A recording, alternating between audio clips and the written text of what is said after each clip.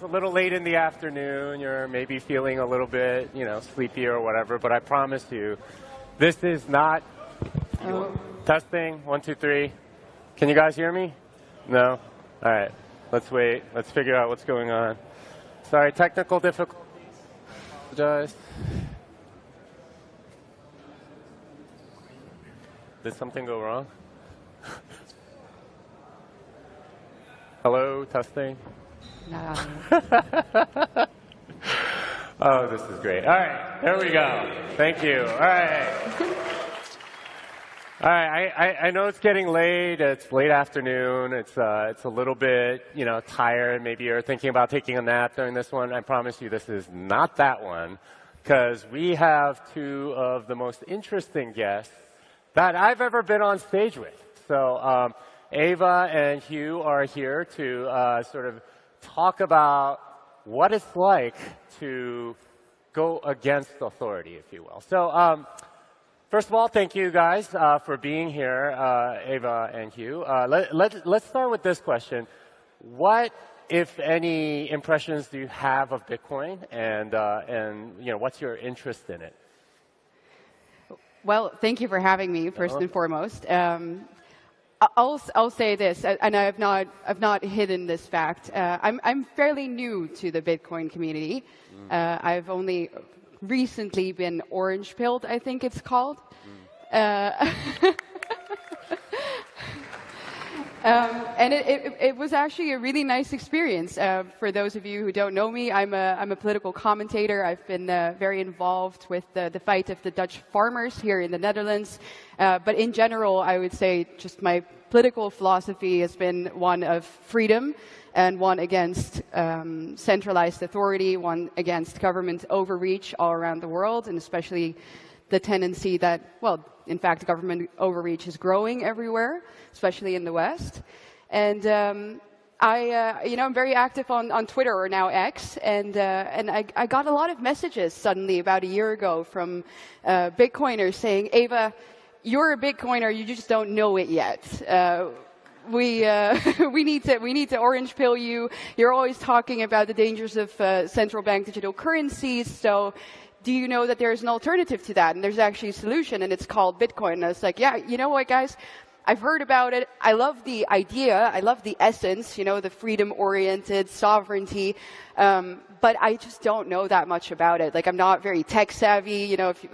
My computer crashes every 2 days. I don't know how to reboot it. It's a bridge too far for me to get into how Bitcoin works. And then I got a lot of nice messages, and I actually got the Bitcoin standard by Stefan Moose sent to me by the author himself. And I was like, okay, it's about time that I find out what this is about. And now we're here. We are. Great. Yeah, give her a round of applause. All right. Hugh, you I think have a slightly different take on Bitcoin. What's your interest in Bitcoin? I mean, I have no idea. I feel like that Talking Head song. How did I get here? So I am the asset capitalist. Asset capitalism is one has to get profoundly high to deal with just looking at how we fucked up the world. Not we, but the economic system, the malaise. Where we're in a depression where the young folk are giving up in terms of wealth, etc. And to quote Jim Morrison, what have we done to our fair maiden? We've ravaged and we've pillaged the system. We used to be industrial, now we are speculative. And the Bitcoin thing, my thing with Bitcoin really is I buy things going up and I sell things going down. And I look at a world where everything is profoundly overvalued, and we're reaching one of those pivot moments in history where the last 40 years are just absurd.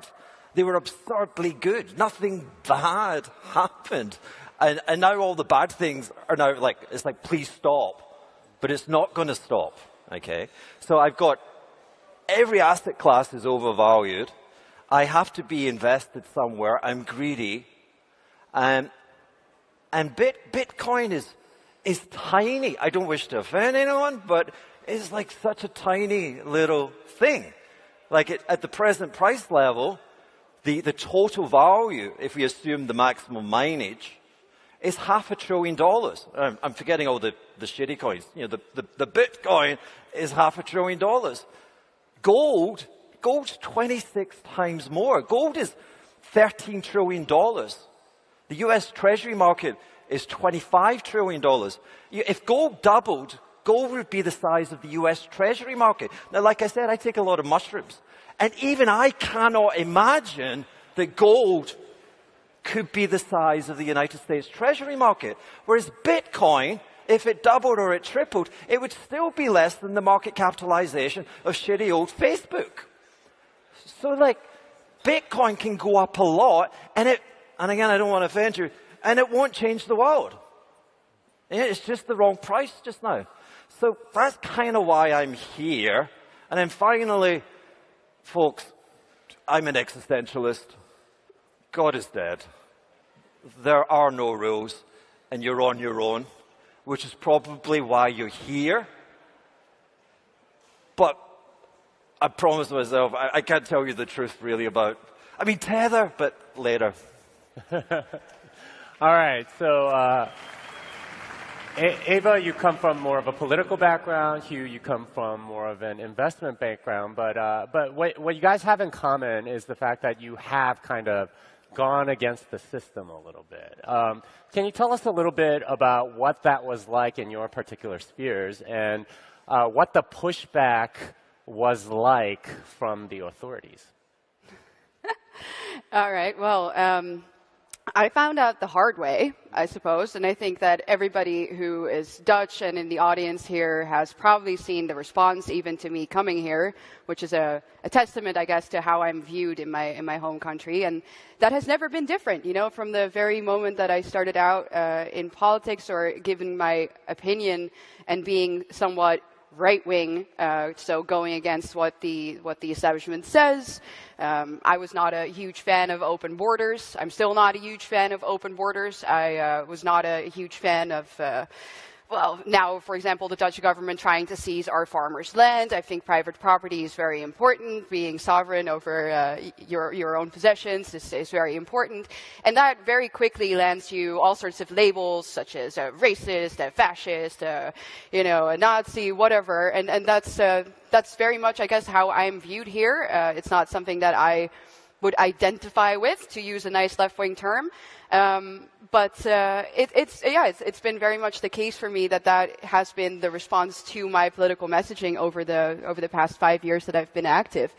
And it started with that type of social exclusion, I guess, for just having a different opinion.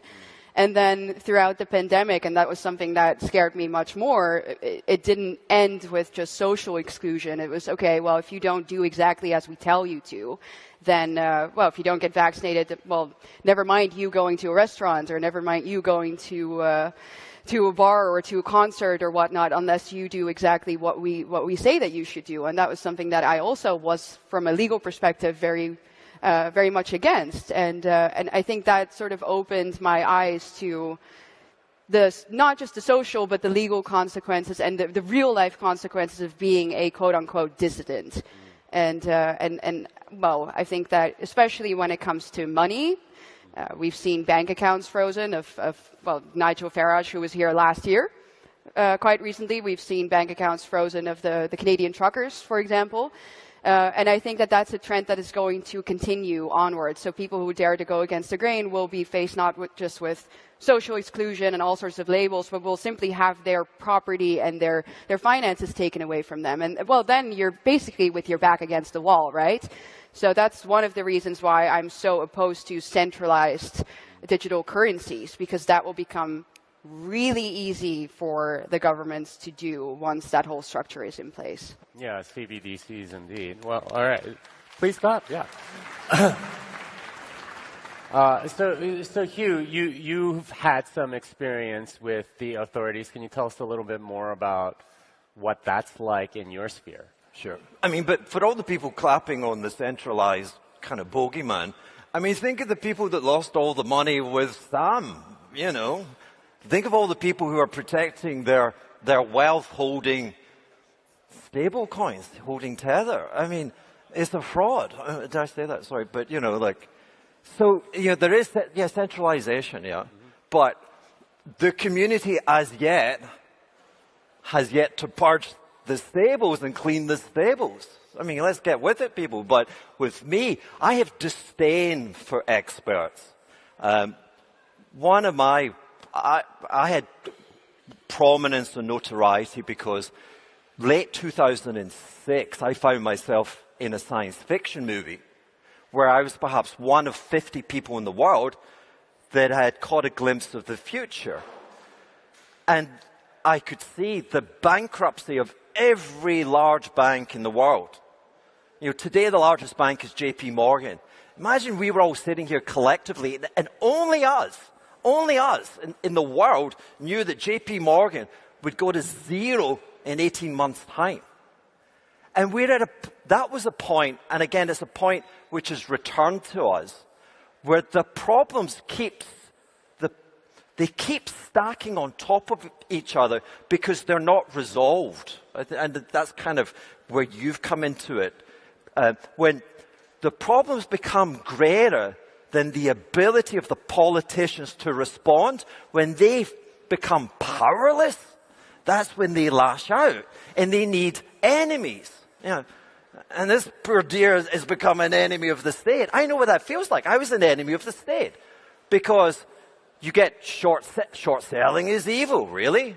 Short selling is a very risky endeavor. It's not like you lose zero. You actually create liabilities. You really, really got to be careful if you're short selling. I would not advise it. But it's truth discovery.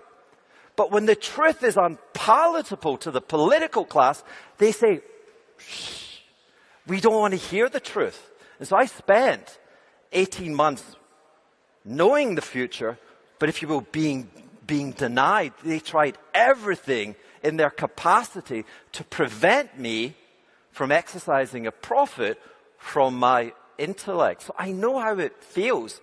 And we're back at one of those situations again today. I mean, the world is predicated on the US dollar, which is predicated on the sanctuary of the US Treasury. And at these interest rates, the thing is shaking. The amount of debt we have in the system was not designed or conceived to deal with the interest rates which they are imposing upon us as an undeserving community, if you will. So disdain for the experts, disdain for the politicians, and we should be on red alert because the economic issue is 10x greater than the politicians' ability to effectively resolve it. They cannot make it go away. It's getting bigger, and it's reached a point, something's going to happen. In a sense, I think what you guys are both saying is that there is sort of like a desire to blame somebody when things go wrong. And we in the Bitcoin community are very familiar with that, where we're blamed for a lot of different things that, we're somehow lawbreakers and we cause certain economic turmoil and things like that. How do you think this will play out with the authorities? Because I think it would behoove us to really think about, preparing for sort of the oppression to come from the powers that be, and what would your advice be given the experiences that you've had? Well, I think nobody should think that they're safe from it anymore. That awareness, so, now obviously we're talking about the dissidents, we're talking about the people in the front lines, but once something like CBDC becomes, once we cross that Rubicon, no one is safe. So what now is deemed politically incorrect, might change. And maybe your opinion that you think is totally reasonable will become a dissident view. And so that trend that we're seeing where, guys, I'm a lawyer, right? And one of the most important principles in our legal system is the presumption of innocence. And that presumption of innocence is constantly being flipped around. So now we have a presumption of guilt, basically. And when we talk about our politicians, not only do I think that they are, in fact, not that they don't have the ability to solve these crises. I think they are behind most of them in order to get control over the general population.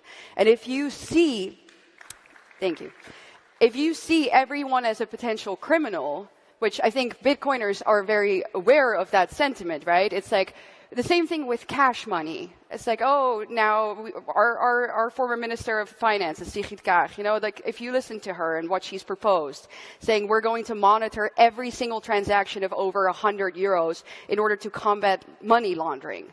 It's like, wait a second. Why do I have to prove as a private citizen to the state that I am not a money launderer?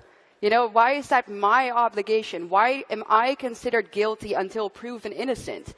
And that is something that I think we should never agree with. You shouldn't have to explain why you want to use Bitcoin. You shouldn't have to explain why you want to be able to use cash money when you go to the store. That's not your obligation. And anybody who tells you otherwise, I think you should be very distrustful of.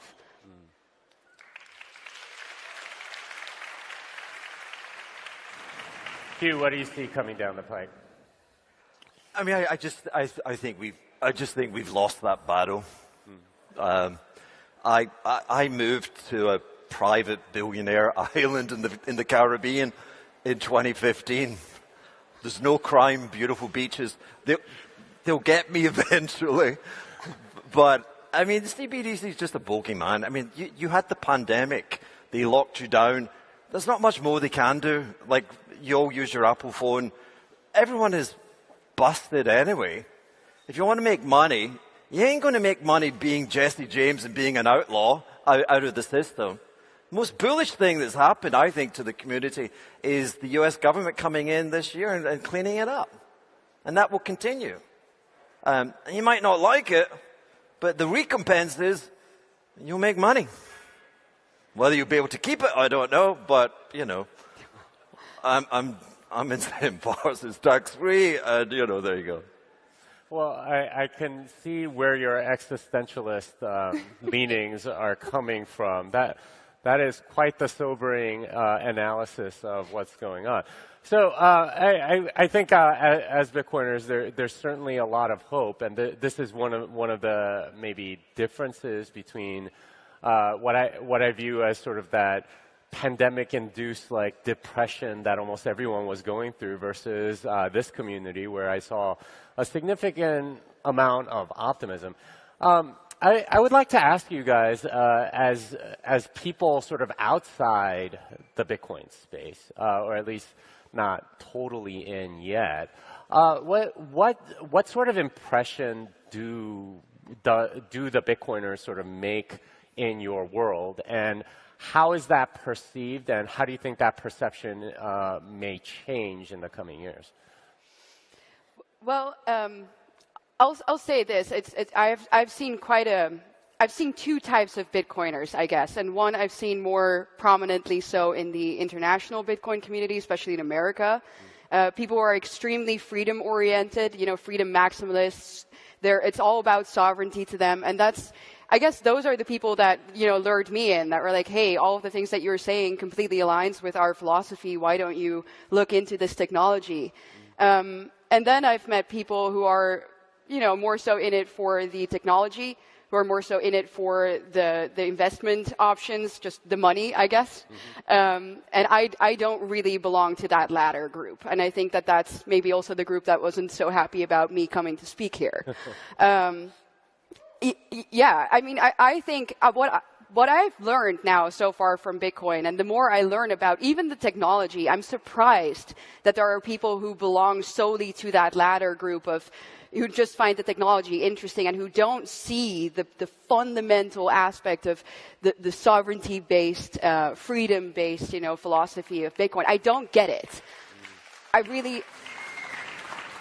I don't get it, because the more I learn about this, and again, please don't shoot me, because I'm not tech savvy, as I told you, but the more I learn about, for example, blockchain, I'm like, okay, this doesn't seem like it's extremely fast. It doesn't seem like it's extremely efficient. It seems like it's harder, than other ways of online transacting. So it must be extraordinarily pivotal to people that there are what the upside of it is. And if you don't see that the upside of this is, well, it's decentralized and you don't have that trusted third party, then why would you be here? Why aren't you at some Ethereum conference or something, Like, I don't see it.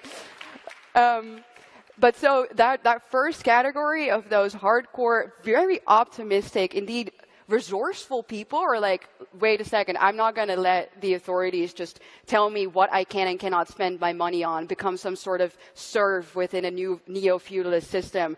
I'm going to opt out, and nobody can control what I spend my money on. I love that.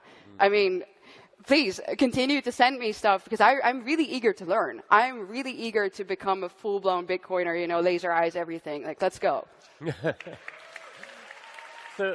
So Hugh, I have a feeling you have a slightly different take. Is it that we are all sort of pursuing a futile existence? Should we all pursue a billionaire island with, safe beaches, something like that? What's your take on Bitcoiners? Are we being foolish, or are we doing something maybe worthwhile? I mean, I would recommend more breathing. Enlightenment is all about embracing and having more happiness in your day. Okay, and try breathing. Now, I think as a society, breathing is all you'll be able to do when they control what you can spend your money on. There's no eating there. There's no traveling anymore. There are no beaches for me.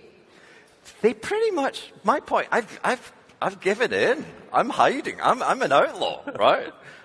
I'll be the last one they get. I had a great pandemic.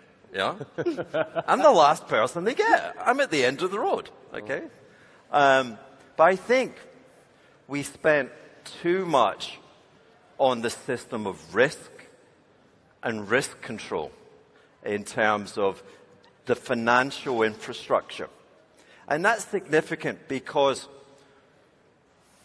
again, like pandemic, and again, like this overarching control, we discovered during the pandemic that certain words became taboo. There were conversations that you couldn't have on social platforms.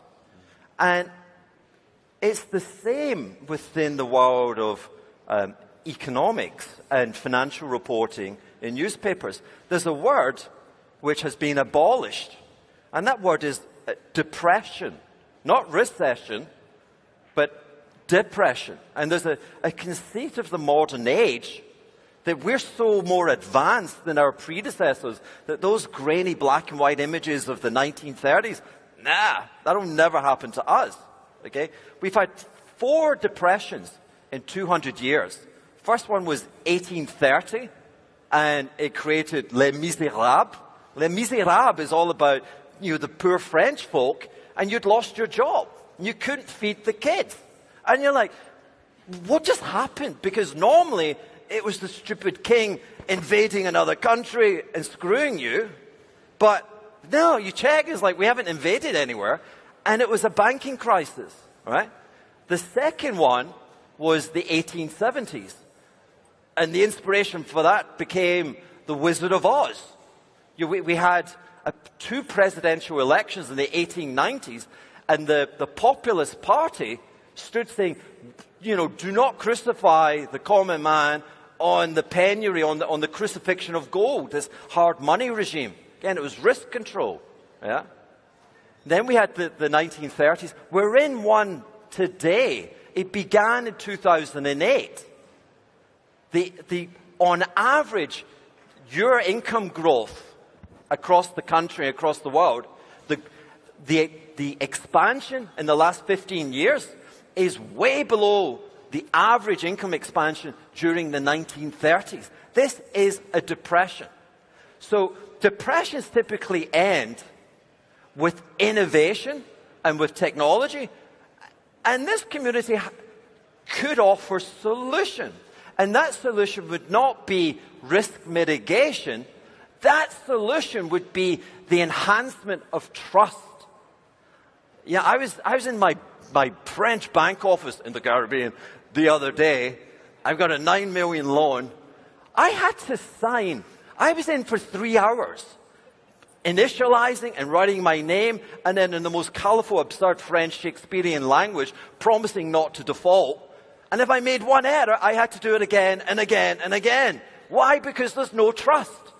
And that's kind of where the technology of the blockchain and everything else makes all that misgiving about trust. We can trust each other, and if we trust each other, maybe life gets economically better. So kind of, there you go, I'm giving you something back. All right, great. So we don't have that much time left, but I would like sort of like 1 minute thoughts, because we are in the EU, and it is this very weird administrative sort of unelected bureaucracy that exists. And they're largely responsible for a lot of the weird regulations that come into play, some of which you talked about, including CBDCs. Is there any hope of reform of those things from the inside rather than sort of rebelling against it on the outside?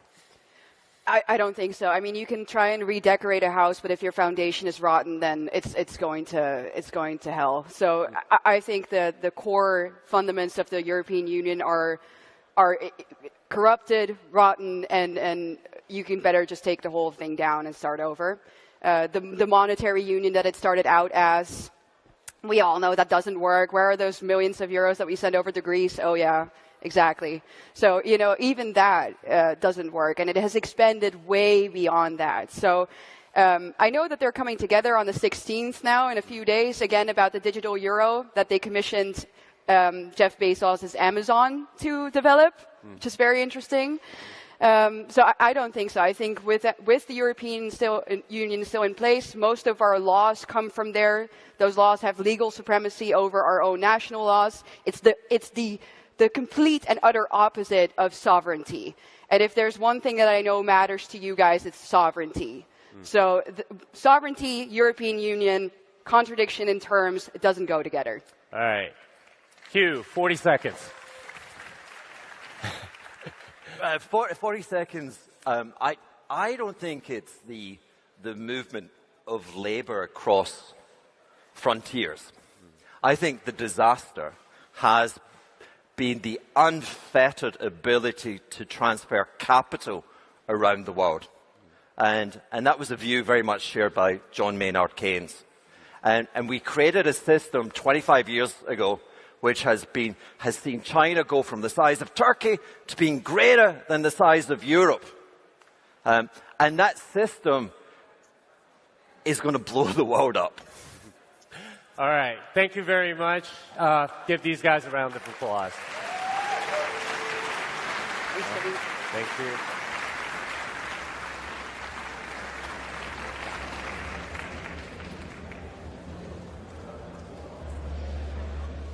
Welcome back to the Bitcoin Amsterdam live desk presented by Bitcoin Magazine. I'm joined once again by my esteemed panelists, Eric Kaysen and Susie Ward.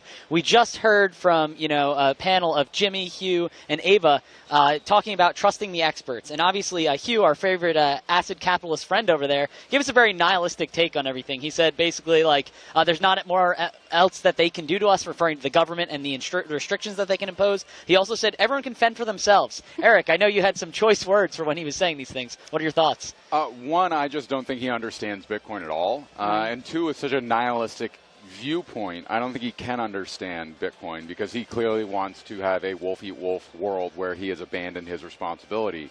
And I was very surprised at how little he actually seemed to understand why it's important. And final point is that he really should think a little harder about how much worse things could get for him, particularly if he exacerbates the wrong authorities. So definitely. Susie, what are your thoughts on what he was saying there? Exactly the same. He's clearly not a Bitcoiner. He clearly doesn't understand Bitcoin, and it just wants to abandon ship when things get tough. Yeah. All right. 20 seconds to you, Eric. I know Eva had a great quote. She said basically she's seen two communities in the Bitcoin camp. One is here for the investment. The other one here is for the freedom. I'd love to hear your thoughts on what are your thoughts on basically those two camps? Should they be one together, or I don't know. No, I think there will be an outfalling at some point, and it's very important to understand. Bitcoin, in my opinion, is first and foremost a political tool that allows for the economic freedom in order for us to have number go up. 10 seconds to you, Susie. Freedom or investment? What do you think? Thoughts about Bitcoin? Everyone, they stay for the revolution, don't they? They come for the money and stay for the revolution. Come for the money and stay for the revolution. That is a great quote from Susie. Heading back to the main stage for our next panel. Thank you, Miami, for the last 3 years in this amazing city. The whole world shut down, but Miami welcomed us with open arms. We want to show Bitcoin to the whole world. We are taking the conference on the road to set the stage for Bitcoin in a new city.